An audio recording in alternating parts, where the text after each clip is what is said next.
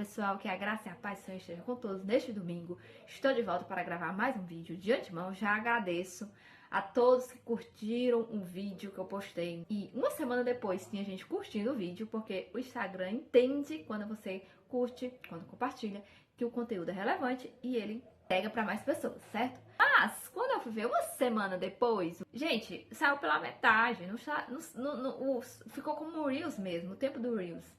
Então, eu peço a você, se caso aconteça novamente, porque o Instagram, na verdade, é aquela coisa, o pessoal vai só passando ali, né? É bem rápido os conteúdos e geralmente não vê realmente vídeo grande. Então, eu peço a você, dê um pouquinho do Instagram, vai lá no YouTube, coloque a velocidade 1,25, 1,50, enfim. Você escolhe a velocidade que eu ouvi, gente. Tem até essa opção, tá bom? Então, não deixa de ver, de compartilhar, que isso é muito importante para que alcance mais pessoas. Eu queria estar aqui hoje gravando, não, né? Pra ser sincera, eu queria estar fazendo outras coisas. Tem muitas tarefas, apesar de ser um final de semana, mas eu não paro, gente. Então, eu dedico esse tempinho entendendo que Deus tem me chamado a fazer isso. Porque, gente, às vezes a gente pensa que a desobediência é só pecar, né? Só ir ali e não estar de acordo com os princípios, com as palavras de Deus. Mas não é só isso. Se Deus tem um chamado pra você, se você já entende o seu propósito e você não está cumprindo, você está em desobediência. Eu quero cumprir, né? Isso é um mandamento para todos. Quero ser discípulos. Eu quero ser um discípulo. Eu peço a Deus, Deus me dá força para que eu realmente se torne uma discípula do Senhor, né? Aqui como está em Marcos. Eu vou começar por esse versículo e guarde no seu coração o que Jesus diz sobre isso. Marcos capítulo 16, versículo 15 ao 16. Ele vai falar assim: Ide por todo mundo, pregai o evangelho a toda criatura. Preste atenção nisso, gente. Quem crê e for batizado será salvo. Quem, porém, não crê será condenado. É por isso que eu tô aqui pregando. Porque vai que alguém crê nessa palavra, apesar que a internet está cheia de conteúdo, mas às vezes os conteúdos é mais aquela palavra de conforto, de consolo. Eu acho que eu não fui chamada para isso, mesmo porque eu não vivo muito.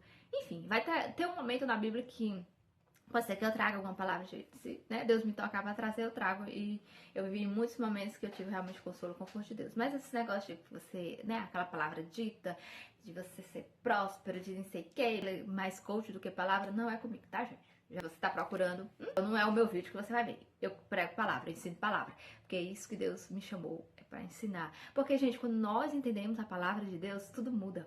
Até um louvor, às vezes. O louvor, tô falando de louvor mesmo. Louvor que tem louvores que é a palavra de Deus cantada, sabe? E muitas vezes você não entende aquele louvor, não consegue adorar ali mesmo, não, sabe? Não consegue absorver aquele louvor, adorar mesmo a Deus, porque você não entende a palavra. Como é importante nós entendermos, estudarmos, aprendermos a palavra. Até mesmo para compreender, sabe? Versículos que às vezes se parece contradizer, mas quando você entende, quando você lê, quando você medita na palavra, gente, é tão maravilhoso, você começa a amar mais o evangelho, sabe? Põe em prática aquilo que Jesus ensina. É bem diferente, tá? Então a questão é, primeiro você precisa crer, depois ser batizado, tá, gente? O batismo é a nossa confissão, né, publicamente, dessa nossa entrega e dessa nossa vontade de mudança de vida, né? Por que as pessoas preferem qualquer religião e não o cristianismo, né? Porque tem consciência que o cristianismo vai mudar a sua vida, vai haver aquela renovação de mente que está em Romanos 12. Logo, se não houver uma transformação na sua mente, você não se converteu. Você é apenas convencido que Jesus existe, que, né, a palavra de Deus é boa para a sua vida, porém, em partes. Não tudo não é real e não quero pôr em prática tudo. Então, você não se converteu. Se não houver essa mudança de mente aqui em Romanos 12, quero ler também. Gosta de palavra, né? Que você entenda a palavra de Deus. Esse é o meu intuito.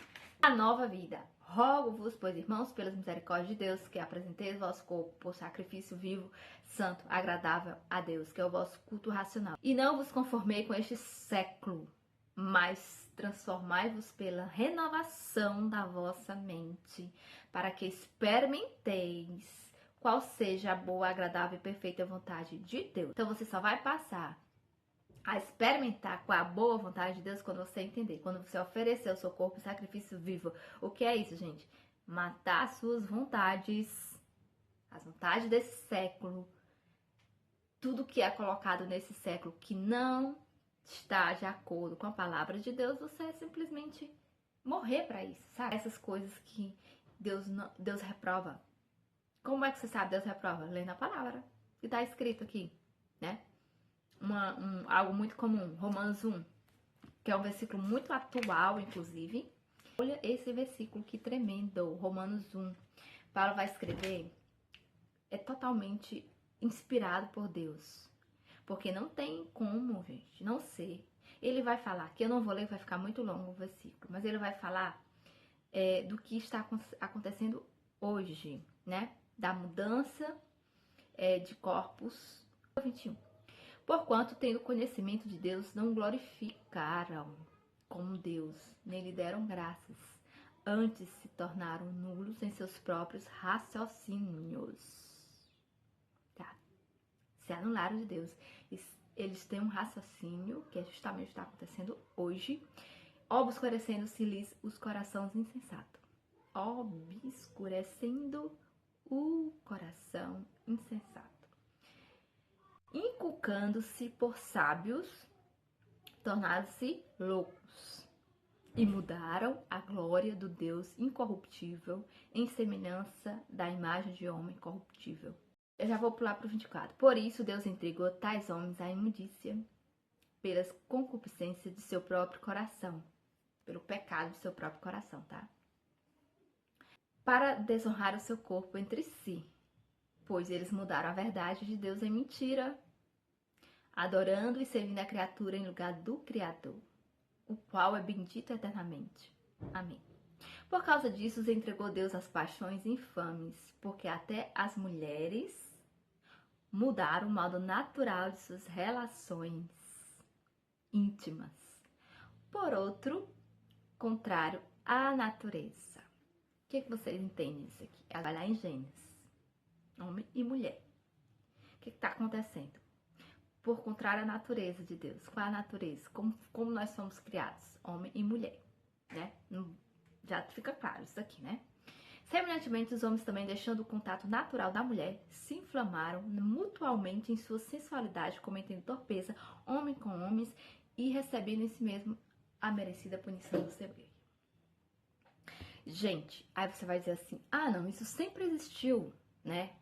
Que homens queriam ali, vieram anjos a ajudar lá naquele tempo, naquela época, e os homens queriam ter relações com os anjos, né? Gente, mas aqui tá dizendo que mudaram. Não existia esse negócio de mulher querer ser homem naquela época. Dando suas partes íntimas, como está acontecendo hoje com cirurgias, e vice-versa. Você quer um versículo mais atual do que esse? Então, voltando aqui. Que o intuito dessa palavra hoje é que você creia no seu coração, tá? Por isso que eu tô citando o versículo, para você começar a observar como a palavra de Deus é atualizada. E não teria como não ser se Deus não tivesse revelado a homens, porque só Deus é onisciente, é onipresente, né? Então não teria como eles saberem o que acontece hoje. Tem tantos versículos atuais sem a revelação de Deus. Voltando aqui a essa resistência de confessar, né, de crer em seu coração que Jesus é seu Salvador. Isso é tão espiritual, gente, que eu estava com os senhores, as vovozinhas lá, no dia que eu fui pregar, e eu li essa passagem e perguntei quem queria confessar Jesus como seu Salvador. E são senhorinhas ali que são tão queridas, elas poderiam muito bem dizer, sim, eu vou confessar, mas é tão espiritual que tem que vir do fundo do seu coração, né? Aquela crença em você verbalizar. Hoje em dia tem muito se falado no poder da palavra. Gente, é bíblico isso. O poder da palavra é isso. Quando está aqui, quando é revelado aqui em Romanos 10, 8, eu vou abrir aqui e vou ler para vocês, para que vocês entendam. Já ouvi muita gente falar assim, mas que bobagem, precisa confessar que Jesus é seu Senhor, precisa disso. Isso é muita besteira, isso é besteira de crente, gente, tá aqui na palavra de Deus, olha só. Romanos 10, 8, 9. Porém, quem se diz, a palavra está perto de ti, na tua boca e no teu coração. Isto é, a palavra da fé, o evangelho, a palavra de Deus. O 9. Se com a tua boca confessares Jesus como Senhor e em teu coração creres em Deus, creres que Deus o ressuscitou dentre os mortos, será salvo. Porque com o coração se crê para a justiça e com a boca se confessa a respeito da salvação. Entenderam, pessoal, a importância de você abrir a boca, declarar que Jesus é o seu Salvador? Se você crê em seu coração, se você crê, eu creio que Jesus é o meu Salvador, eu declaro isso com palavras. A importância realmente da gente declarar que Jesus é o nosso Salvador, aqui é muito claro.